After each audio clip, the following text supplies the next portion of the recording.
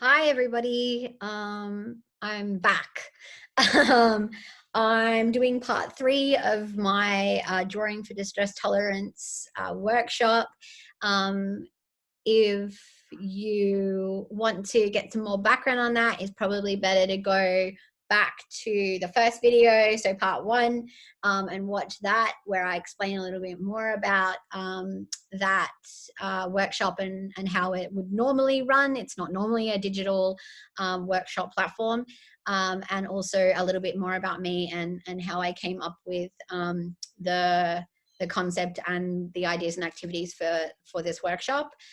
So in the first workshop, we talked about using an activity called continuous line, and I explained that to you. In part 2, we talked about the activity of story drawing and chain analysis, and how that can be a great tool to use for distress tolerance. So in this third part, we're going to talk about yet another activity. I'm going to share my screen with you now so that you can see what it normally looks like as a presentation and as a group presentation. So once again, it's called Drawing for Distress Tolerance, and it was created by me. My name is Marley Jewell. And a little bit about me, once again, my pronouns are she, her. I am a woman of Wiradjuri descent, and I live in Eora Nation, or as some of you might know it a little bit better, that's Sydney, but I live here in Eora. I'm a qualified artist and graphic designer. I am currently doing a master's in art therapy, where I focus on people living with BPD. I'm a peer support mentor. I'm an advocate, and I explained that all kind of in the first video, and I'm also a pug mum. Update on Skylar, she is currently having dinner, so you're probably not going to see her in this video either.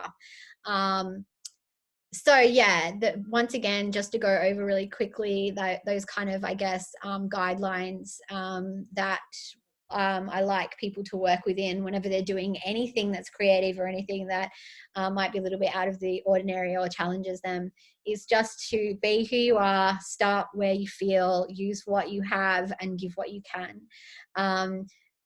Make sure that you're being really kind to yourself as you do all these things. They're new to you. They're going to be challenging. That's kind of the point of them a lot. You know, if something doesn't feel like it's working for you or doesn't feel right, I would, I guess, ask you to give it another chance for a little bit, see how you go. But if that doesn't work and it's not working for you, then move on to the next task or something different, or change it. If you've got any suggestions or feedback about any of these activities, please let me know. We have a ton of, just speaking on this image, we've got a ton of flocks of birds here where I live in Balmain. So if you can hear them all squawking in the background, it's dinner time for them at the moment. So apologies for that. So what we're going to focus on in this part of the workshop is repetitive shapes and lines. So here's an example of one of these that I did. This is done using, I think, watercolor. And basically, this is probably one of the most, I guess, I think for me anyway, one of the most helpful practices to do when you're sitting with really, really high emotional distress. And it's literally, there's a few reasons why I would probably choose to do this when I was in a real highly emotional state. Oh, here's Skylar. She's obviously finishing dinner. So yeah, I would probably choose to do this when I was in that state because I'm using my hands. So I'm not sure about many of you, but for a lot of people out there, I'm not going to be shy about it. A lot of people who are diagnosed with borderline personality disorder self-harm or do some kind of form of self-injury. For me, this practice was really useful when I was kind of in those headspaces, and really trying to actively not do that because it kept my hands busy. That's one of the things that I think is really beneficial about all of these activities and about art in general, and why it's internationally researched and evidence that it works so well for people who suffer with emotional regulation and distress tolerance, because it does keep your hands busy. My nana used to say to me, idle hands do the devil's work. She was 110% correct on that. I'm very lucky to have moved past that point, and be free of that now. And so, I just want to also say to those of you out there, like, it is possible to do that. I had a particularly long and severe history of self-harm, and had kind of been engaging in that practice since I was very young, and um, did it for about 20 years, and I'm now, kind of 5 years, I guess, clean of that behavior. It took work to stop, but it's definitely possible. And so, I did it, and you can do it as well. So this is definitely one of those tools that I use when I'm kind of really feeling those heavy emotions as well. One of my friends actually recently told me that she was on the phone to Centrelink, and we all know how stressful that can be. For those of you who are not Australian, that's our social welfare network, and they are often less than stellar in their ability to deal with things and humans. And so she was on the phone with them and getting, more and more upset, and she started to do these practices, and it helped her calm down. So that's a really positive thing to hear, and I was really happy to hear that. So basically, just, I guess, some more background into why repetitive shape and line it works so well is that it can really distract you from negative thoughts, and it gives you a lot of time for your distress to come down. One of the kind of things that I always make sure to do is that when I start, I have to do the whole page. So if you are on something that's, incredibly stressful, and it's going to take some time for you to get through that process, say like a really long phone call with someone, or something, or you're waiting for something, or just anything really, and it's going to mean that you're going to have to sit with that for quite a bit of time. This can be really useful because it does take a lot of time, and if you, I guess, commit yourself to filling that entire page, and that's going to take you a while. So that's why it's really good. The longer we can give our brains and our bodies to calm down and to get out of those really high distress, high panic, high anxiety spaces, the better we'll be able to do it. And what will happen is that over time, the time that it takes you to go from being really distressed to being calm will actually lessen. So the first time it might take, an hour for you to get out of that anxiety attack or that panic attack. But then the more you do it, the more you confront it, and the more you do these types of things, the shorter that period of coming down will become. It's also great because you can do it pretty much everywhere. So if you've got a pencil and a piece of paper, that's all you need.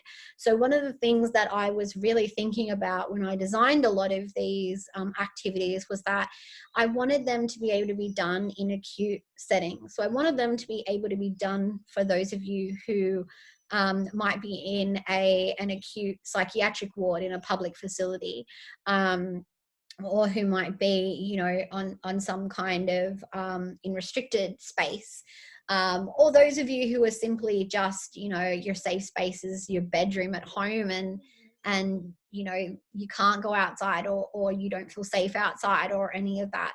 I think that this is because of the situation that we're in now with COVID-19 lockdowns. This is actually really helpful because you can do it anywhere and everywhere. So if you are somebody who unfortunately is in a less than ideal situation within your own home, you can do this no matter where you are. Just a pencil and a piece of paper. That's all you really need. It helps you channel your feelings as well. So, by just like focusing on that rhythmic movement and just really putting all of your focus and all of your attention into that, it can be really beneficial. one of the things that I like about it, as well, is that I'm someone who is really goal orientated. And when I say that, I mean real small goals. So I make very detailed lists, like I've spoken about before in other videos. And it helps you complete a goal. Like if you can fill the entire page, then you're like, yeah, I fill that entire page, like go me. Um, and that's a really positive thing. Basically, what we're trying to do with all of these practices is we're trying to get you to tune into your body in a really mindful way, tune into your mind, to focus yourself. But we also are trying to give you something that helps you feel good about yourself. And if it's hard for you to feel good about yourself, to even feel less negative or less bad about yourself.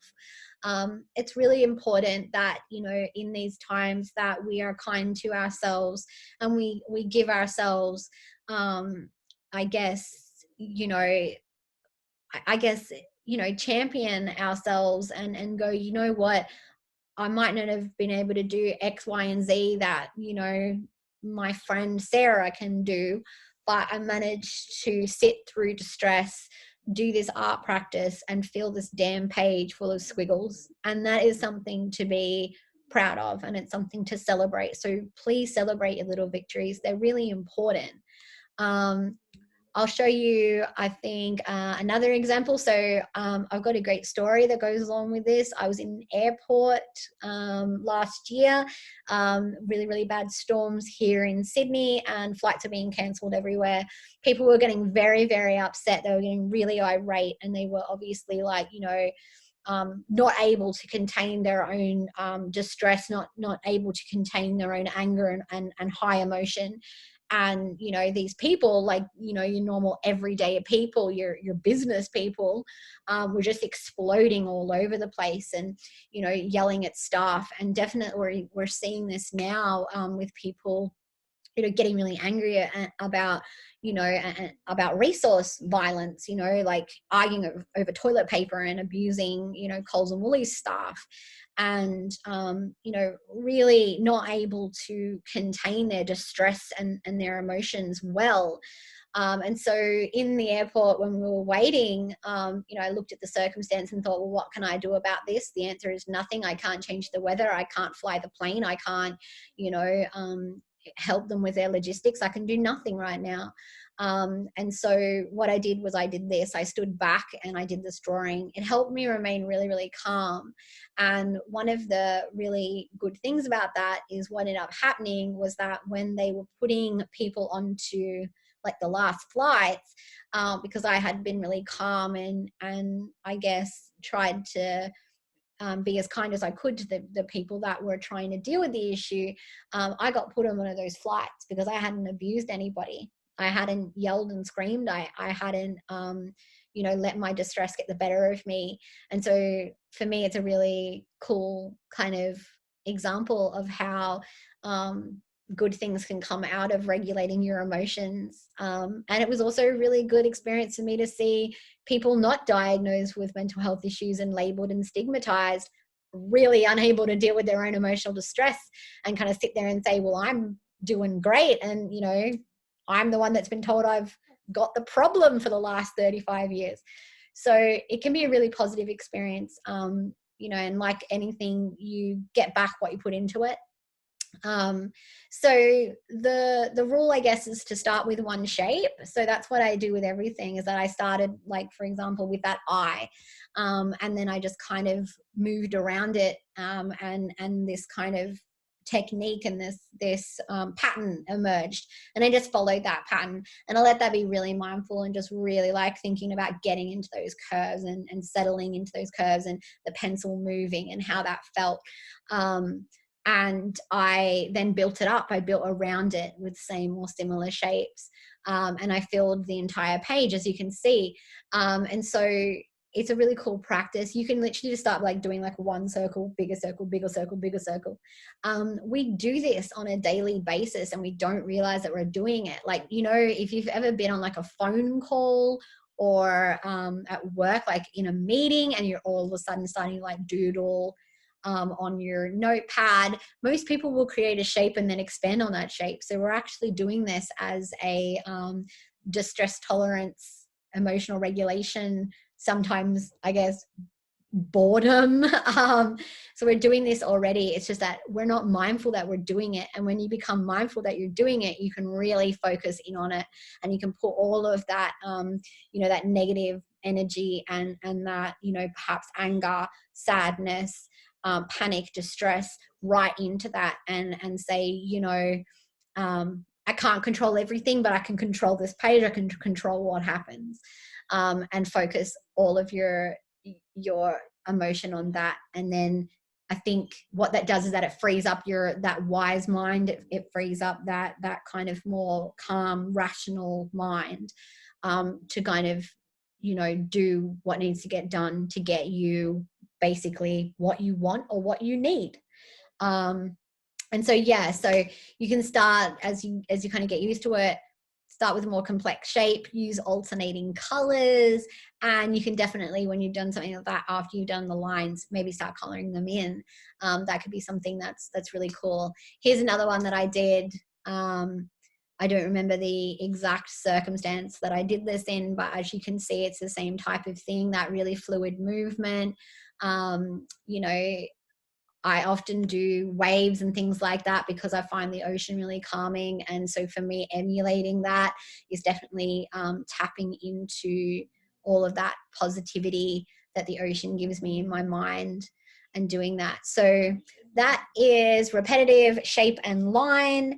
The next activity we're going to do is color challenge. That one's a little bit more, I guess, easy and beginner, and is probably also something that you've already probably done a lot. So we're going to talk about that in the next part. So once again, thanks so much for hanging out with me, guys. And if you are doing any of these things, please let me know, because I really love to see like what you guys are doing. And I like to kind of know that maybe, some of these things that I've been doing for a long time are helping you as well. So please let me know that. You can tag me on Instagram if you have Instagram, under Graphics for Good. That's me. And send them to me via DM, or you can email them to me. I'd love to see them, and I'd love to get any feedback as well that you have on it. So the next video is going to be the color challenge, and we'll do that next. So I'll see you soon. Thanks a lot.